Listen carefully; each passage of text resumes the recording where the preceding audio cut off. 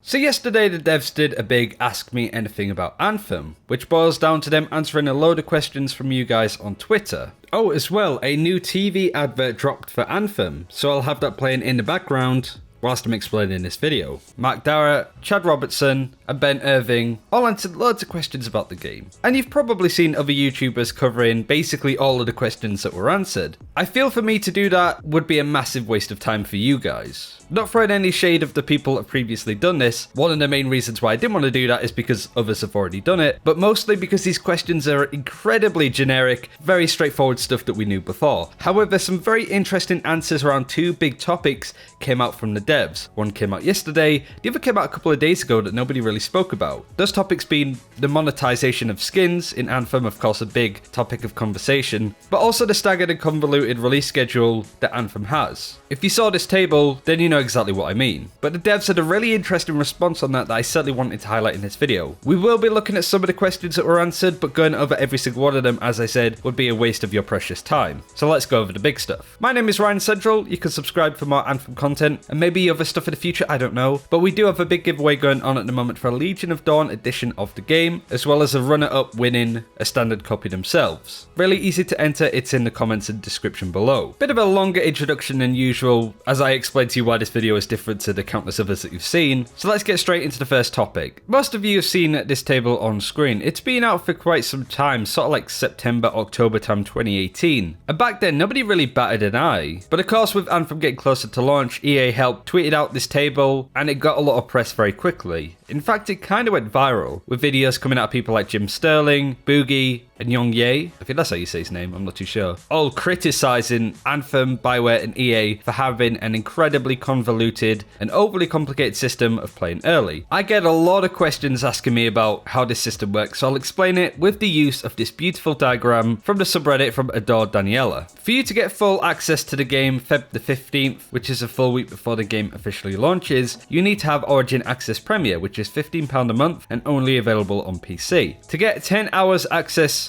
on the same day total, you could either have the Origin Access Basic, which is on PC, which is about £4 a month, as well as that being on Xbox too. Unfortunately, that isn't on PlayStation 4, so those PS4 users need to wait until the official launch on Feb the 22nd. I had a lot of people asking me what I think of the system, the fact that you need to use EA Premier Access to play the game a full week early. I don't necessarily like it, I wouldn't say that I'm a fan as such, but I guess I'm really annoyed that those that spent $80 on the game can get access to the game earlier with the Legion of Dawn edition. I thought that would at least be a certain way, but rightly so. A lot of other YouTubers that cover this stuff, Jim Sterling and the like, called this out for being convoluted and honestly trying to confuse the audience into paying more, which I completely understand. But the response from the main game director Jonathan Warner is actually really interesting, and it does highlight a lot. The question came in to John from a guy called Mike. He says, why is the PS4 the only one not getting to play early? Not cool, backwards sad face. With this game was fair, guess I'll have to watch them play for a week first, backwards sad face.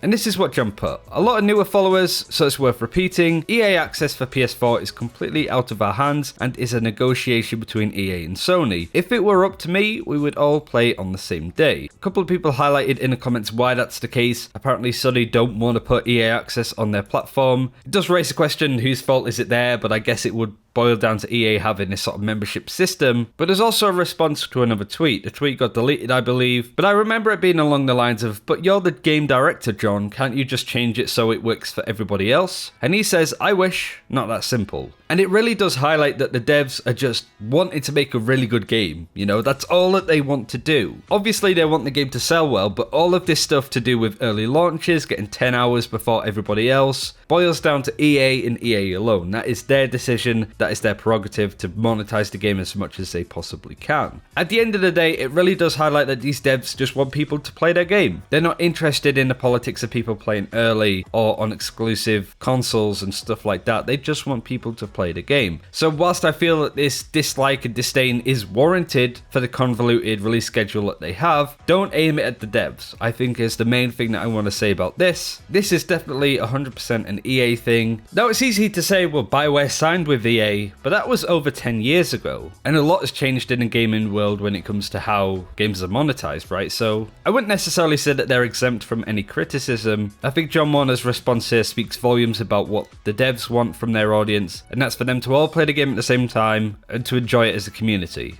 Next up is the monetization system. Anthem is a fully priced game, and in it will have cosmetics that you could buy, skins, vinyls, emotes, but no pay to power and no loot boxes. All of the cosmetics that you can get in game you can earn, but you can also pay real life money for them. There are two separate currencies, coin, which is the in-game currency, and shards, which is the currency that you pay for. We'll just call it premium currency from now on. Well, this image came out a couple of weeks ago. We have discussed this to death, so you know exactly what I mean. People saw that the price of these skins was 2,000 shards, and so they assumed that 100 shards would equal $1. Therefore, these skins would be $20. There was no confirmation that these were the prices at all, but most people just assume by looking at different models, such as Fortnite and how they do it, and other marketplace stores, they'll look very similar to this one. It's a fair assumption, but at the end of the day, that's all it is. And Bioware and EA have been incredibly quiet when it comes to talking about what exactly the amount of these skins cost. Again, this got a lot of criticism from various YouTubers, including SkillUp, that's been talking about this topic quite a lot, and has been leading the charge to get a solid answer out of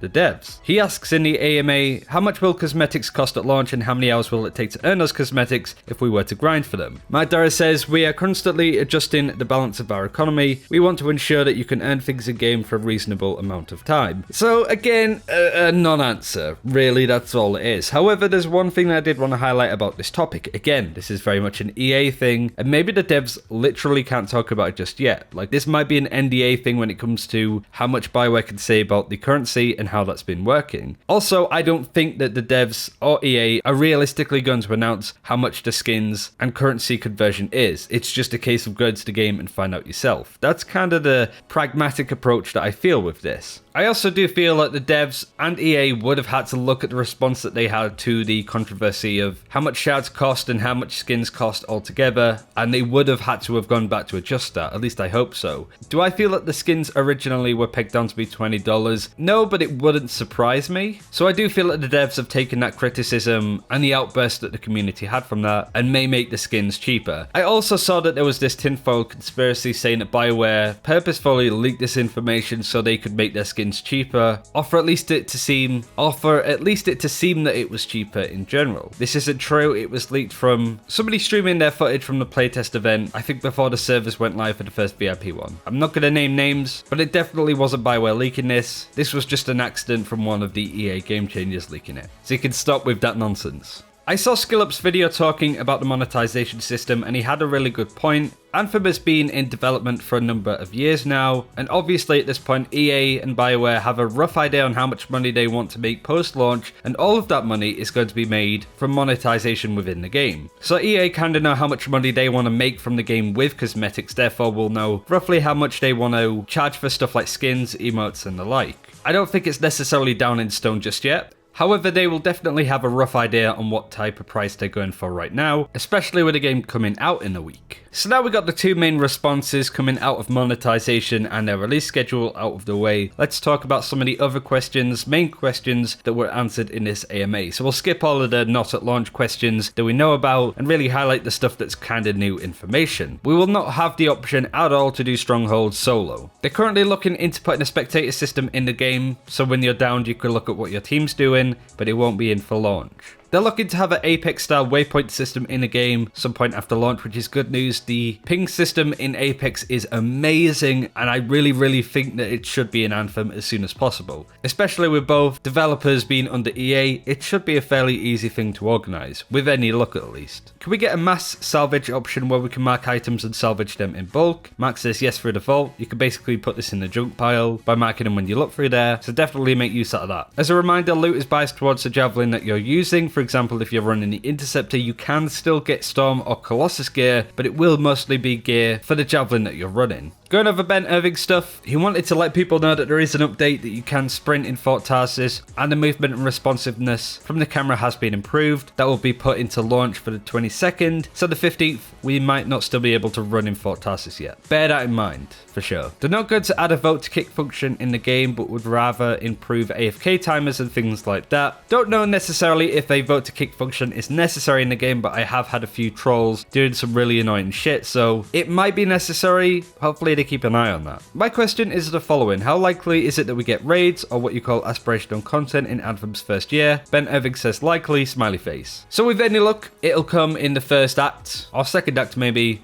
of Anthem's lifespan. Tenek also asks, will Anthem ever have raids, which would be 6 to 8 players? Ben says, we believe in the need for inspirational content. Our cataclysms represent this. More information on that soonish. Usually when they say more information on that soon, it tends to be very soon. So maybe we'll have a look at those in the next live stream, which is happening sometime next week. That'd be really cool. Are there any other achievables that microtransactions cannot buy and can only be earned through accomplishments while playing, like titles for example? Ben Evans says, we have an idea for some things here. So certain weapons or certainly armor skins and stuff that you can only earn from doing a raid at the highest difficulty or a cataclysm at the highest difficulty. That'd be really cool. I miss that in stuff like World of Warcraft, having specific mounts for doing stuff as opposed to just buying it all on the store nowadays. Are there going to be healing or support javelins in the future? Ben says, we don't want to enforce roles, but rather offer the flexibility through builds to be offensive, defensive or supportive. It would be nice to have some healing abilities in the game, but we'll have to see on that. On the subject of stuff on the roadmap, Ben says that some things will only be available at the time, they may come back around later, and other things will be permanently available. Really important to note this because cataclysms are apparently time-based events, so we'll come back to that. Players are very concerned about the complexity of the cataclysms and if there are anywhere near on par with endgame raid content from other games. Can you please describe them in further detail? He says that we want them to be aspirational, meaningful, challenging, requiring high levels of coordination, and a place to earn the best rewards in Anthem. More on that later, again, soon. Really does sound like these cataclysms are going to be a lot more than what we saw in the demo. If it's anything like having a skybox and flying around killing titans, might not be all that meaningful or challenging really, but we'll see. Ben says we'll only be doing patch notes for changes after the 15th of February. We have communicated lots of these changes through various means, but I don't think we have a comprehensive list anywhere. Great question from Terry. With primers and detonators being so powerful, what incentive do players have on using abilities that do not fall under these categories? Ben says they do more damage than a detonator or a primer that doesn't combo. It's all a personal choice based on how you play, your team makeup, and the difficulty of that content. Really important to note, I tried an interceptor that had a Wraith Strike and Seeking Glaive against some of the ancient titans that were in the Cataclysm,